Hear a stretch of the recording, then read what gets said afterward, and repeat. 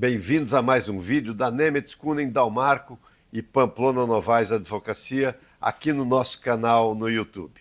Hoje nós vamos bater um papo sobre um assunto interessantíssimo.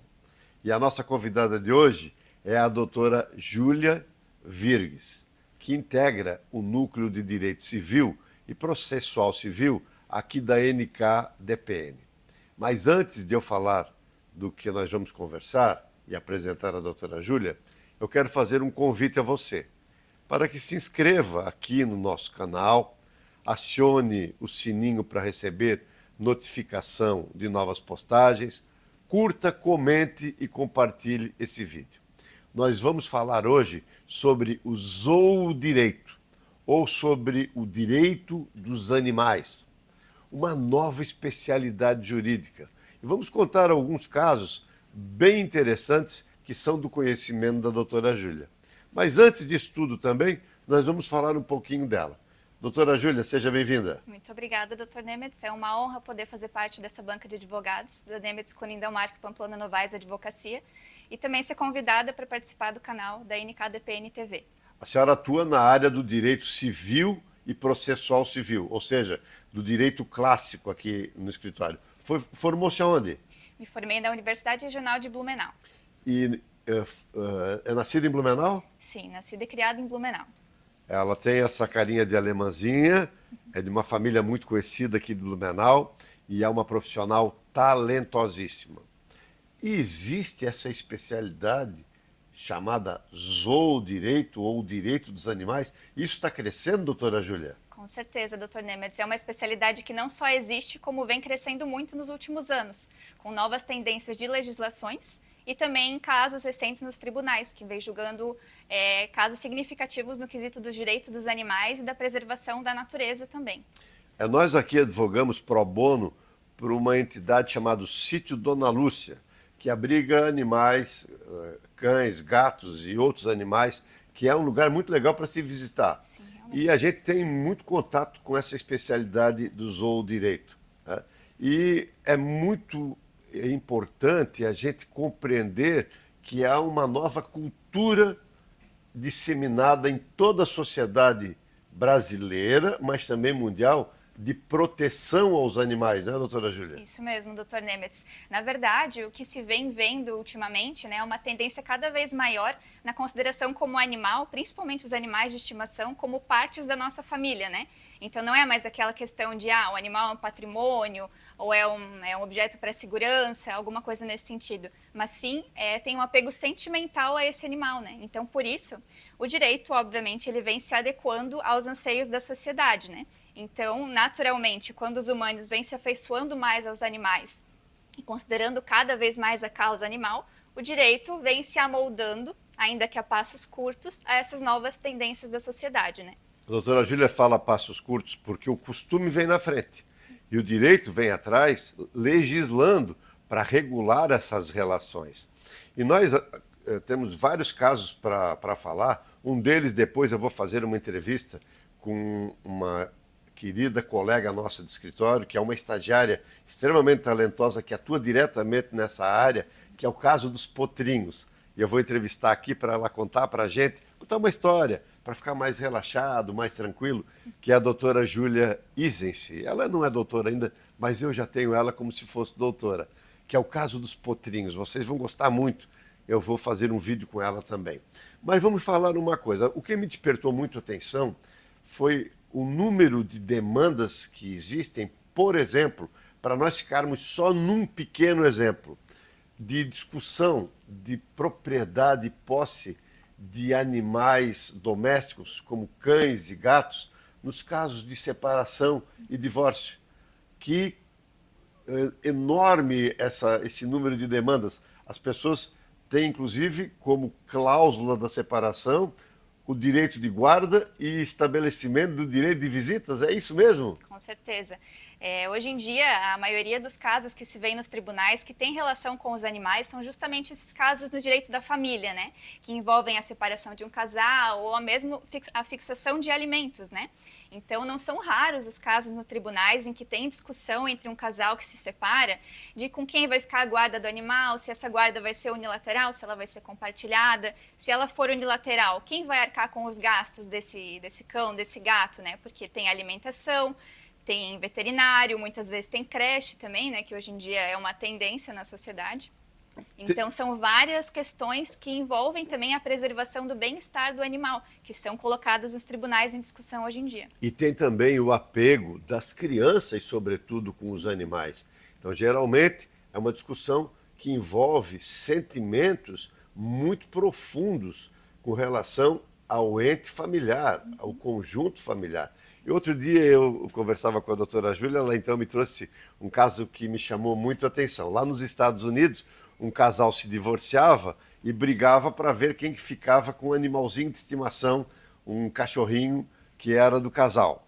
E a juíza ouviu todo mundo e não sabia o que decidir, né? Então a juíza chamou o oficial de justiça, pediu para ele pegar o cachorrinho e soltar o cachorrinho no tribunal. Esse vídeo viralizou nas mídias sociais. E o cachorrinho então foi para o colo do marido que estava se divorciando e ela deu uma decisão que nem Salomão deu. Quem não conhece a história de Salomão, a decisão salomônica, procura na internet que é muito legal. Doutora Júlia, mas também tem aspectos os mais variados possíveis, que não só no direito de família. Outro dia nós atendemos aqui um biólogo e que veio nos falar sobre a questão de cobras em ambientes domésticos. E ele disse que matar cobras em ambientes domésticos pode sim caracterizar uma ação criminosa. Sim. De crime ambiental? É isso mesmo? Sim, exatamente. Hoje em dia tem vários crimes ambientais que são previstos na legislação, com certeza, né? Sendo um deles o sacrifício de animais dessa espécie, né? Então, tem vários animais que você não pode sacrificar se, por exemplo, entram na sua casa, né? Como é o caso das cobras. Porque as cobras são produtoras de um veneno que é um insumo que é usado em mais de 1000 remédios para os humanos. Não só os antiofídicos, mas também remédios para o coração, remédios para a pressão alta. Enfim, existe um universo imenso nesse chamado zoodireito. Dentro do direito desportivo aqui, nós temos uma tangência também, Sim. que são os cavalos, né? Que produzem sêmen, produzem embriões, são importados, são exportados. Existe toda uma legislação que exige seguro, conforto para esse transporte. Que mundo esse do zoodireito? A senhora diria que está só começando e tem muita coisa para fazer ainda? Sim, nós estamos apenas no início, né? Como eu disse anteriormente, a legislação ela vem se amoldando aos poucos a essas novas tendências, né? Então, cada vez mais a gente vai ter a presença dos animais no nosso meio social e também, consequentemente, no meio jurídico, né? O caso que o doutor citou, por exemplo, aqui no direito desportivo, nós trabalhamos também com a modalidade de hipismo, né? Então, que envolve ali o objeto principal das relações jurídicas, nesse caso, é o cavalo, né?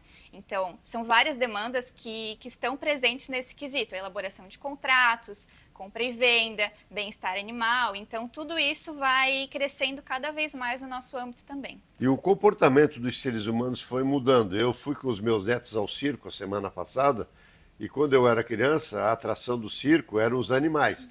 E eu me lembro, você era muito jovem ainda, doutora Júlia, muito possivelmente era criancinha, quando houve aqui uma legislação no município de Blumenau, a primeira do Brasil, proibindo o uso de animais em circos.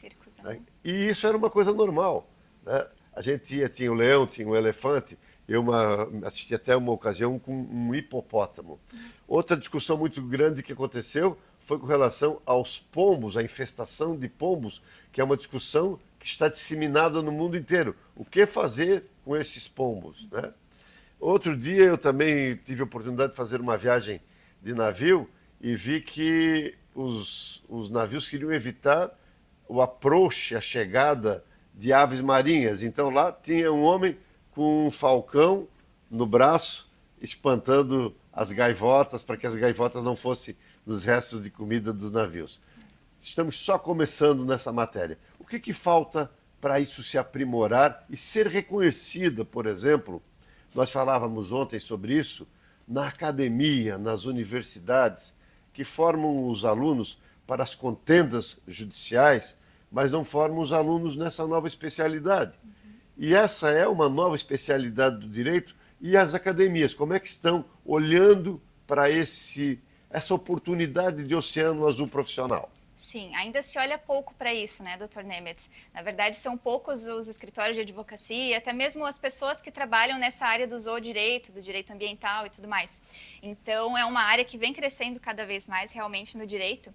E em que pese, na nossa legislação, por exemplo, os animais, eles são considerados na nossa legislação, mas ainda são como bens semoventes, digamos assim. Eles não são considerados sujeitos de direitos propriamente, né? Ainda que a Constituição Federal preveja, lá no artigo 225, proibição à crueldade e à extinção de animais, parte muito da interpretação de cada jurista e de cada pessoa ao ajuizar e também julgar esses casos, né? Então, vai muito de interpretação de legislações esparsas, infraconstitucionais, de casos de jurisprudências, de doutrinas e também do direito internacional, que é uma das fontes mais vastas na questão do direito dos animais, né? Que o Brasil ainda está muito atrás comparado com outros países. Ainda para a gente encerrar esse nosso breve bate-papo, as demandas nos tribunais, que é o seu ambiente de trabalho, onde a senhora trabalha, com as ações, contestações, recursos, etc., já há uma demanda grande envolvendo animais. E como tem se comportado a evolução da jurisprudência? Em aceitar essa proteção ou ainda há uma cultura de resistência? Sim, como eu disse anteriormente, depende muito da interpretação de cada julgador, né?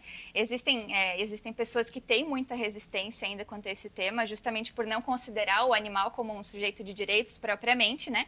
Mas a jurisprudência vem se adequando aos poucos a essa nova tendência também.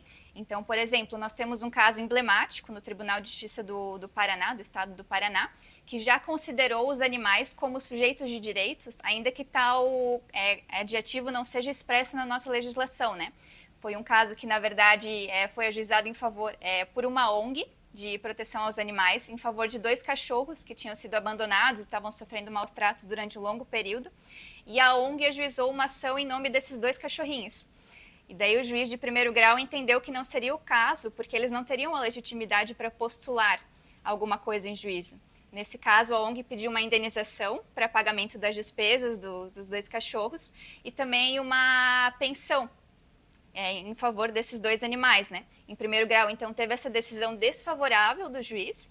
Em segundo grau, a ONG recorreu dessa decisão e conseguiu uma decisão favorável, que reinseriu os animais no polo ativo da ação. Então, nesse caso em específico, digamos assim, o caso mais comentado para dizer que os animais eles podem sim pleitear direitos em juízo e fazer parte de uma ação. Mas, como eu disse, ainda há muita controvérsia. É um precedente importantíssimo, né? Muito mesmo. A jurisprudência é uma fonte do direito. Sim. Mas nós podemos falar aqui sobre vacinas, sobre abate, sobre condições de entidades que abrigam animais como aquários, zoológicos. Nós podemos falar sobre infinitas condições que envolvem o zoodireito. E eu vou dizer que esse tema ele é extremamente longo, bonito, maravilhoso. E nós estamos só começando. Mas nós aqui no escritório estamos atuando nesse segmento do zoodireito. E vou encerrar, doutora Júlia, contando um caso que eu vi nos Estados Unidos.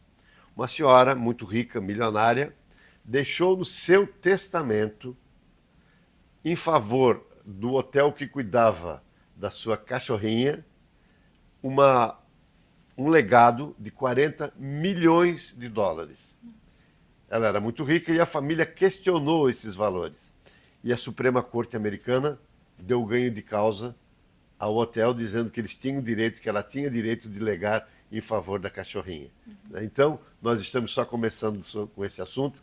Vamos conversar aqui mais vezes. Como eu falei, eu vou trazer também a nossa querida Julia Isense para batermos um papo sobre esse novo oceano azul do mundo jurídico, que muita gente ri quando a gente fala, mas é um verdadeiro oceano azul que é o zoodireito ou o direito dos animais. Doutora Júlia, muito obrigado. Foi muito legal esse bate-papo e nós vamos voltar mais vezes aqui no canal da NKDPN. Com certeza, Dr. Nemetz, agradeço muito a oportunidade de participar novamente. E com você que está nos assistindo, nos prestigiando com a sua audiência, não se esqueça de se inscrever no canal, apertar no sininho para receber notificações e visitar o nosso site. A doutora Júlia em breve vai ter artigos lá no nosso blog. Se você quiser conhecer mais sobre a doutora Júlia e sobre a nossa equipe, você pode ir lá no nosso site, que está lá o currículo dela. Vou deixar também na descrição e nos comentários os contatos dela no LinkedIn, no YouTube, no Instagram, no Facebook, para que alguém que tenha alguma dúvida ou se quiser fazer algum debate, convidá-la para conversar sobre esse assunto, eu tenho certeza que ela vai estar ao dispor. Um abraço a você, muito obrigado pela audiência. Muito obrigada.